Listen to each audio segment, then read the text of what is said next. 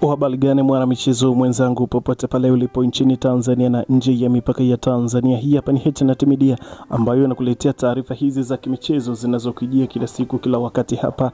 Kuna kituo chako bora cha matangazo ambacho kinakuletea taarifa hizi, na hapa kubwa zaidi ambayo nimetukutanisha leo kuzitazama taarifa hizi ni kuhusiana na klabu ya Young Africans. Kama tunavyojua, baadhi ya wachezaji wa klabu hiyo ya Young Africans waliitwa kwenda kushiriki michezo ya mataifa yao kufuzu hatua ya kucheza kombe la dunia 2026, na tumeona baadhi ya wachezaji wameshakwisha kumaliza mechi zao na tayari wameshakwisha kurejea katika klabu hiyo ya Young Africans.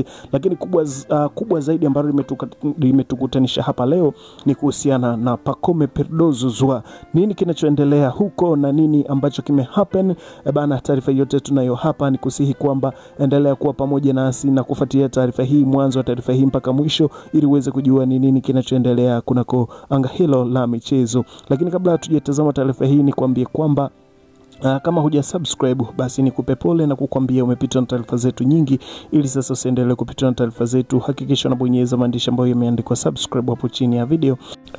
Lakini pia usisahau kubonyeza alama ya kengele itakayojitokeza pembeni hapo. Kwa kufanya hivyo kuna kufanya wewe upate notification, taarifa wakati tunapokuwa tunakuletea taarifa hizi katika simu yako. Hapo utazitazama taarifa zetu ukiwa sehemu yoyote, wakati wowote na muda wowote.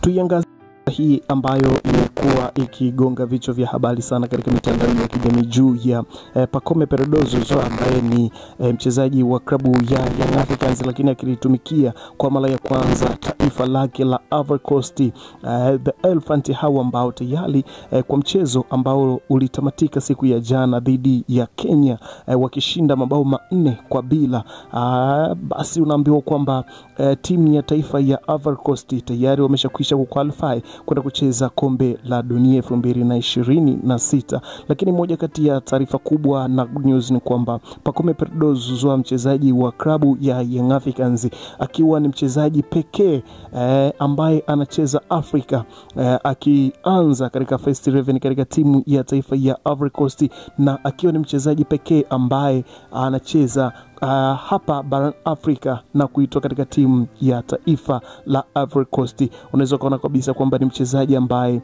ana kiwango kikubwa, na akitokea katika timu ya Young Africans na akitokea katika ligi namba 5 kwa ubora Afrika. Unaweza kuona kabisa kwamba ni jitihada kubwa ambazo zinafanywa na mchezaji huyu, lakini pia licha ya jitihada zake, lakini pia amekwenda kuitangaza vyema klabu yake ya Young Africans ambayo anaitumikia kama klabu anayoichezea. Ukiachana na hayo, pongezi baada ya kufuzu kwenda kucheza kombe la dunia 2026 timu ya taifa ya Ivory Coast, basi unaambiwa kwamba klabu yake ambayo inaitumikia ambao ni Young Africans waliweza kumpongeza juu ya kuqualify ama juu ya kufuzu kwenda kucheza michuano hiyo mikubwa duniani, ambapo pia atatokea katika klabu ya Young Africans ikitokea kama ameitwa katika timu ya taifa.